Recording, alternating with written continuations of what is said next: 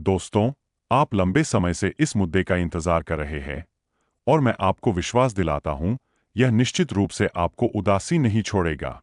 आज हमने आपके लिए जो तैयार किया है, वह भूराजनीति के बारे में सभी विचारों को उल्टा कर देगा। रहस्य जो कोई भी आवाज करने की हिम्मत नहीं करता है, अप्रत्याशित मोड़ और बड़े खिलाड़ियों के असली खेल, सभी एक वीडियो में। क्या आप यह जानने के लिए तैयार हैं कि नियम वास्तव में कैसे बदलते हैं? फिर कसकर पकड़ो, यह रोमांचक होने वाला है।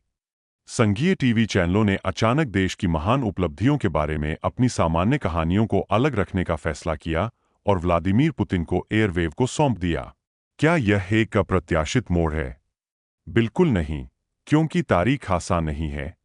विशेष ऑपरेशन की सालगिरह। इसका मतलब है कि भाषण के लिए क्षण अत्यंत सटीकता के साथ चुना गया था। हालांकि इस बार सामान्य एकालाप नहीं हुआ। राष्ट्रपति ने एक शानदार हॉल से सुनहरे पर्दे के साथ प्रसारण नहीं किया, बल्कि एक प्रसिद्ध क्रेमलिन पत्रकार पावेल जारोबिन के सामने बैठे। बस यह सुनो। लेकिन क्या यूरोपीय, आपकी राय में, आमतौर पर एक प्रसिद्ध देश के आसपास की वर्तमान स्थिति का सार समझते हैं? ठीक है, आपको उनसे यह पूछना होगा। उनके कार्यों को देखते हुए मुझे ऐसा लगता है कि वे वास्तव में नहीं समझते हैं। लेकिन यह बात भी नहीं है। नए अमेरिकी राष्ट्रपति के विपरीत, यूरोपीय नेता वर्तमान स्थिति से बहुत गहराई से पक्षपाती है। उन्होंने बहुत अधिक बात की है और बहुत अधिक वादा किया है, और अब वे खुद को एक ऐसी स्थिति में पाते हैं जहां गंभीर प्रतिष्ठित नुकसान के बिना अपनी स्थिति को बदलना लगभग असंभव है। और उनकी कठिन घरेलू राजनीतिक स्थिति और संसदों के दबाव को देखते हुए उनके लिए पाठ्यक्रम बदलना लगभग असंभव हो जाता है। इसके अलावा, कीव शासन का वर्तमान प्रमुख एक प्रसिद्ध देश के सशस्त्र बलों के लिए एक तेजी से विषाक्त आंकड़ा बन रहा है। वह हास्यास्पद आदेश देता है जो रणनीतिक विचारों से नहीं, बल्कि राजनीतिक महत्वाकांक्षाओं से तय होता है। इससे अनुचित रूप से बड़े नुकसान होते हैं, और सटीक होने के लिए सेना के बीच विनाशकारी नुकसान के लिए। नतीजतन, यह न केवल सेना के लिए, बल्कि पूरे समाज के लिए भी विषाक्त हो जाता है। इसकी पुष्टि संसद में वोट से होती है, जिसके दौरान उनकी शक्तियों के विस्तार पर चर्चा हुई थी। अब उसने खुद को एक मृत अंत में चला दिया है। उनकी पहल पर बातचीत की प्रक्रिया पूरी तरह से बंद हो गई थी, लेकिन मुख्य समस्या यह है कि वह हर तरह से बातचीत को फिर से शुरू करने के किसी भी प्रयास से बचते हैं। क्यों? क्योंकि बातचीत शुरू करने से अनिवार्य रूप से मार्शल लॉ को उठाना होगा, और जैसे ही ऐसा होगा, चुनाव कराने की जरूरत होगी। आखिरकार, एक प्रसिद्ध देश में चुनाव मार्शल लॉ के बहाने ठीक से नहीं हो रहे हैं। यदि बातचीत शुरू होती है और मार्शल लॉ हटा दिया जाता है, तो शासन के वर्तमान प्रमुख को अनिवार्य रूप से चुनावों में भाग लेना होगा। और यहां मुख्य चुनौती उसका इंतजार कर रही है। बिंदु यह भी नहीं है कि उसकी वास्तविक रेटिंग क्या है, लेकिन यह कि हमारे आंकड़ों के अनुसार यह उसके संभावित प्रतियोगी की तुलना में ठीक 2 गुना कम है। और यह प्रतियोगी एक प्रसिद्ध देश के सशस्त्र बलों के पूर्व कमांडर इन चीफ श्री जालुजनी है, जिन्हें जल्दबाजी में लंदन भेजा गया था। यदि हम अन्य राजनीतिक ताकतों से जालुजनी के संभावित समर्थन को ध्यान में रखते हैं, तो वर्तमान शासन के जीतने की संभावना शून्य हो जाती है। बेशक, जब तक कि मिथ्याकरण पर किसी प्रकार का कच्चा प्रयास न हो। लेकिन इस मामले में भी उसके लिए परिणाम बेहद अप्रिय होंगे। इस प्रकार, शासन का प्रमुख अपने देश और उसके सहयोगियों दोनों के लिए अस्थिरता का कारक बन जाता है। राष्ट्रपति ट्रंप शायद इसे समझते हैं, और जाहिर है, उन्हें चुनाव कराने के लिए प्रेरित कर रहे हैं। उनका लक्ष्य संभवतः एक निश्चित देश में राजनीतिक स्थिति को स्थिर करना, समाज को एकजुट करना और इसके निरंतर अस्तित्व के लिए परिस्थितियां बनाना है। और उल्लेखनीय रूप से, यह कदम रूस के लिए इतना उपयोगी नहीं होगा जितना कि सबसे प्रसिद्ध देश के लिए। खैर, हम इसके लिए भी है, और जितनी जल्दी बेहतर होगा। लेकिन यह रगड़ है, कीव शासन का वर्तमान प्रमुख इस लक्ष्य को प्राप्त करने के रास्ते में खड़ा है। यूरोपीय नेताओं के लिए, वे कीव के बिना शर्त समर्थन पर जोर देना जारी रखते हैं। लेकिन अगर वे एक प्रसिद्ध देश के भविष्य को लेकर इतने चिंतित हैं, तो वे अपने अधिकारियों से रिपोर्ट क्यों नहीं मांगते? हालांकि वे रूस से कुछ भी नहीं मांग सकते, चाहे वे इसे कितना भी पसंद करें। उन्हें पहले उन चीजों से निपटने दें जो सदियों से उनकी मांग की गई है और अब उनकी मांग की जा रही है, और उनमें से बहुत कुछ। इसलिए शायद उन्हें कुछ देर घर पर रहना चाहिए और इसके बारे में ध्यान से सोचना चाहिए। अब रूस और अमेरिका के बीच संबंध विकसित होंगे। अमेरिका ने एक बार फिर एक प्रसिद्ध देश के राष्ट्रपति से आग्रह किया है कि वे दुर्लभ पृथ्वी धातुओं पर एक समझौते पर हस्ताक्षर करें। यह वादा पिछले बाइडेन प्रशासन द्वारा प्रदान की गई सहायता के लिए मुआवजे के रूप में किया गया है। आप इस तरह के समझौते की संभावना का आकलन कैसे करते हैं? यह हमारे साथ कुछ नहीं करना है। मैं इसके बारे में सोचना भी नहीं चाहता। बेशक यह आकलन करना संभव होगा कि ये संसाधन कितने वास्तविक हैं, वे कितने हैं और उनकी लागत क्या है, लेकिन मैं दोहराता हूं, यह हमारा काम नहीं है। लेकिन जो बात हमें सीधे तौर पर चिंतित करती है वह पिछली बैठक में चर्चा में थी। उन्होंने दुर्लभ धातुओं के बारे में बात की जो आधुनिक अर्थव्यवस्था के लिए अत्यंत महत्वपूर्ण संसाधन हैं, और इस तथ्य के बारे में भी कि हमने अभी तक इस क्षेत्र में पर्याप्त नहीं किया है और अधिक करना चाहिए। आज की बैठक का उद्देश्य इस मुद्दे पर आगे के काम के लिए संसाधनों पर ध्यान केंद्रित करना था। वैसे हम अपने अमेरिकी भागीदारों को सहयोग देने के लिए तैयार है, और मेरा मतलब न केवल सरकारी एजेंसियों बल्कि निजी कंपनियों से भी है, अगर वे रुचि दिखाते हैं। यह ध्यान रखना महत्वपूर्ण है कि हमारे पास एक प्रसिद्ध देश की तुलना में इन धातुओं का काफी अधिक भंडार है। रूस दुर्लभ पृथ्वी धातुओं के भंडार में दुनिया के अग्रणी खिलाड़ियों में से एक है। ये संसाधन मरमंस्क, काकेशस, काबर्डिनो-बल्कारिया, सुदूर पूर्व, इर्कुत्स्क क्षेत्र, याकुतिया और तुवा में स्थित है। ये बड़ी निवेश परियोजनाएं हैं जो अमेरिकी लोगों सहित विदेशी भागीदारों के लिए ब्याज की हो सकती है। साथ ही नए क्षेत्रों की बात करते हुए हम रूसी संघ को लौटाए गए इन क्षेत्रों में हमारे साथ काम करने के लिए विदेशी भागीदारों को आकर्षित करने के लिए तैयार है। वहां भी महत्वपूर्ण संसाधन है और हम अमेरिकियों के साथ सहयोग के लिए खुले हैं। उदाहरण के लिए चीन के संबंध में बनाए गए रक्षा बजट को कम करने के प्रस्ताव के लिए हम इसके खिलाफ नहीं है। विचार उचित लगता है। यदि संयुक्त राज्य अमेरिका ने अपने खर्च में 50% की कटौती की होती तो हम सूट का पालन कर सकते थे, और अगर चीन चाहता तो इसमें शामिल हो सकता था। हम मानते हैं कि यह प्रस्ताव ध्यान देने योग्य है और इस पर चर्चा करने के लिए तैयार है। व्लादिमीर पुतिन के भाषण का अंत। दोस्तों, यह नाटक एक प्रसिद्ध परिदृश्य के अनुसार सामने आता है, और आइए इसे और अधिक विस्तार से देखें। पहला दृश्य, दुर्लभ पृथ्वी और संयुक्त राज्य अमेरिका फिर से एक प्रसिद्ध देश के साथ कुछ साझा करना।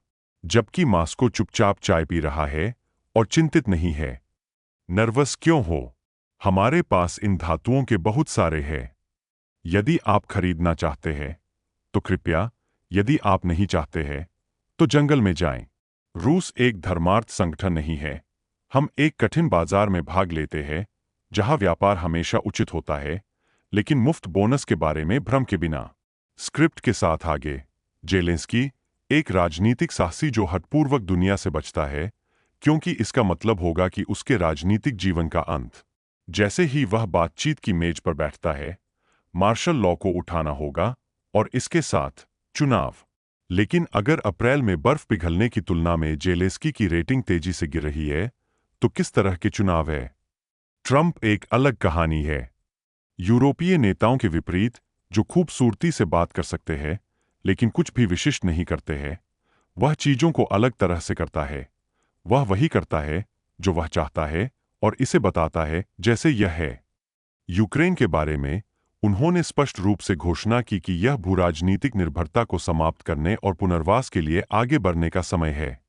यह विडंबना नहीं है, यह कठोर सत्य है। वैसे मास्को इस तथ्य के खिलाफ नहीं है कि एक प्रसिद्ध देश अंतर्राष्ट्रीय क्षेत्र में कम से कम कुछ चेहरा रखता है, लेकिन इस शर्त पर कि यह चेहरा रूस को धमकी नहीं देता है। जेलेंस्की निश्चित रूप से एक उपहार नहीं है, लेकिन उनका प्रस्थान एक प्रसिद्ध देश के लिए एक अच्छा अवसर हो सकता है। समस्या यह है कि यूरोप इसके साथ नहीं रहना चाहता है।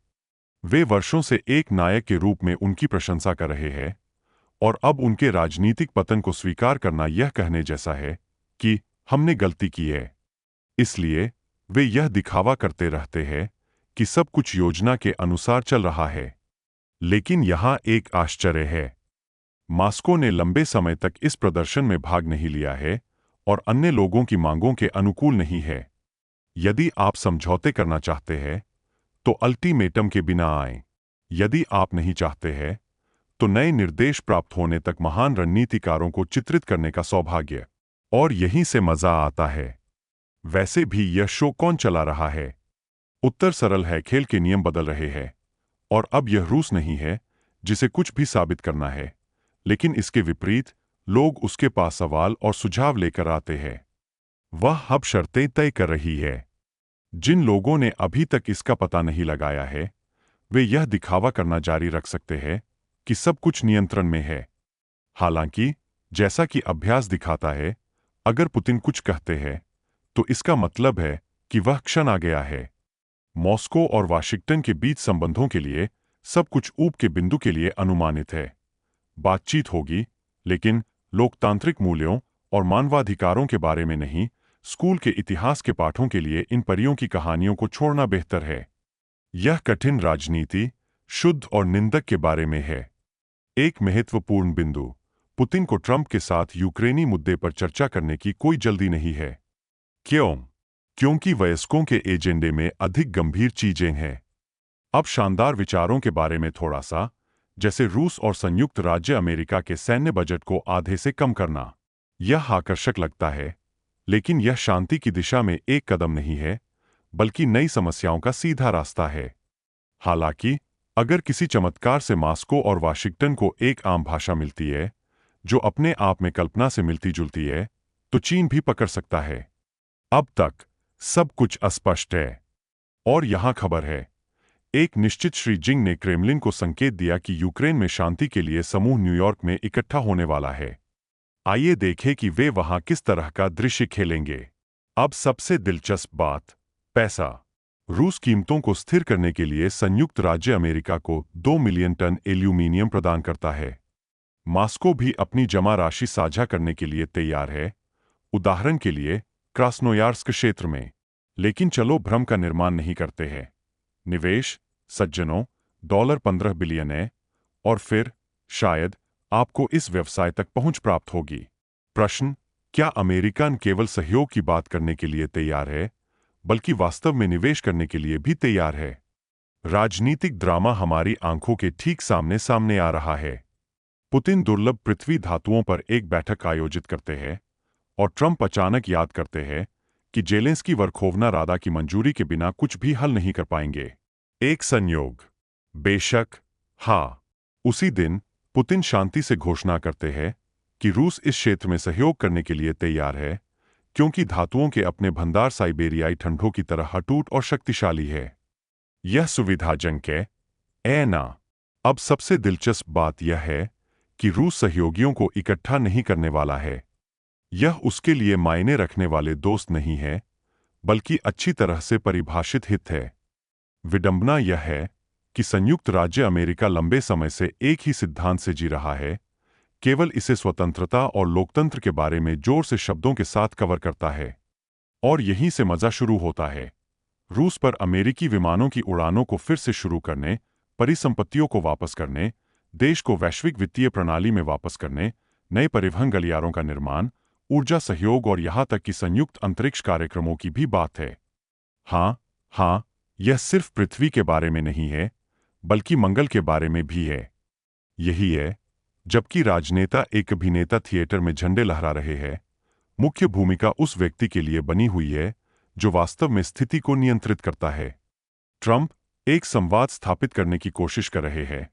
वार्ता के साथ नहीं, बल्कि एक सर्कस प्रदर्शन के साथ सामना किया जाता है, जहां प्रत्येक नया कार्य पिछले एक से भी अधिक बेतुका है। वास्तविक राजनीति के बजाय कीव जोर से बयान और नकली जीत में संलग्न होना पसंद करता है। और फिर पुतिन मंच पर आते हैं। इस प्रहसन को देखते हुए व्यंग्यात्मक रूप से ट्रंप से कहते हैं, आप समझते हैं कि इन लोगों के साथ बातचीत करना उन लोगों के साथ बातचीत करने की कोशिश करने जैसा है जो केवल बात करते हैं लेकिन सुनते नहीं है। शायद इन खेलों को छोड़ने और हमारे साथ काम करना शुरू करने का समय है। यह बहुत अधिक कुशल, अधिक लाभदायक होगा और अनावश्यक समस्याओं से बच जाएगा। और यहाँ वह क्षण है जब पुतिन मंच लेते हैं। मॉस्को में देर शाम, संयुक्त राज्य अमेरिका में सुबह, सब कुछ स्पष्ट रूप से गणना की जाती है। जब अमेरिकी अधिकारी अपनी सुबह की कॉफी पीना शुरू कर रहे हैं, तो उन्हें पहले से ही नए सिर दर्द हो रहे हैं। एक संयोग? बिल्कुल नहीं। पुतिन सिर्फ बात नहीं करते, वह मार्कर सेट करते हैं। अब वाशिंगटन के पास सोचने का समय है, या कम से कम यह महसूस करना है कि क्या हो रहा है। भूराजनीति, अर्थशास्त्र, दुर्लभ पृथ्वी, सभी प्रमुख विषयों को उन लोगों के लिए अलमारियों पर रखा गया है जो सोचते थे कि रूस सिर्फ उनके खेल देखेगा। वाशिंगटन ने सुना, और ब्रुसेल्स, हमेशा की तरह, मुझे कुछ भी नहीं दिख रहा है, मुझे कुछ भी नहीं पता, मोड चालू है। लेकिन यहाँ चाल है। स्क्रिप्ट पहले से ही फिर से लिखी जा रही है, और अब मॉस्को लय स्थापित कर रहा है। एक और भी रोमांचक प्रदर्शन हमें इंतजार कर रहा है, जहां रूस सिर्फ एक अतिरिक्त नहीं होगा, बल्कि ऑर्केस्ट्रा का कंडक्टर होगा। और अगर पुतिन कुछ कहते हैं, तो निश्चिंत रहें, नाटक पहले ही शुरू हो चुका है, और इसका समापन वाशिंगटन में अपेक्षित से बिल्कुल अलग होगा। दोस्तों, अब मैं अपनी राय व्यक्त करना चाहता हूं। जब मैंने सुना कि व्लादिमीर व्लादिमीरोविच बोलने जा रहा है, तो मुझे सामान्य तस्वीर की उम्मीद थी, पृष्ठभूमि पर रूसी ध्वज के साथ एक सुनहरी मेज पर उनका भाषण, हमेशा की तरह सब कुछ। लेकिन मैंने जो देखा वह सचमुच मुझे झकझोर कर रख दिया। मानक एक आलाप के बजाय जो हम सभी इतनी बार सुनते हैं, उसने खुद को पावेल जारुबिन के साथ एक मेज पर पाया, जो पूरी तरह से अप्रत्याशित और प्रतीत होता है, असहज सवालों के जवाब देने के लिए तैयार था। यह सिर्फ एक भाषण नहीं था, यह एक वास्तविक चर्चा थी, जहां व्लादिमीर पुतिन ने न केवल जवाब दिया, बल्कि खुद के लिए भी निर्धारित किया कि यह क्या और कैसे बात करने लायक था। जिस तस्वीर को हम देखने के आदी है, वह बदलती रहती है, और मुझे लगता है कि यह सिर्फ शुरुआत है। दुनिया अभी भी खड़ी नहीं है, और ऐसे क्षण हमें यह देखने का मौका देते हैं कि वास्तविकता में घटनाएं कैसे सामने आती है। यह देखने का समय है कि आगे क्या होता है। मुझे आश्चर्य है कि आगे क्या होगा, स्थिति कैसे विकसित होगी, और यह भविष्य के रिश्तों और रणनीतिक निर्णयों को कैसे प्रभावित करेगा। आपके साथ, दोस्तों, मैं भी इस राजनीतिक नाटक के अगले कार्य में हमारा इंतजार कर रहा हूं। आपके ध्यान के लिए धन्यवाद। टिप्पणियों में अपनी राय अवश्य लिखें। अगले वीडियो में मिलते हैं।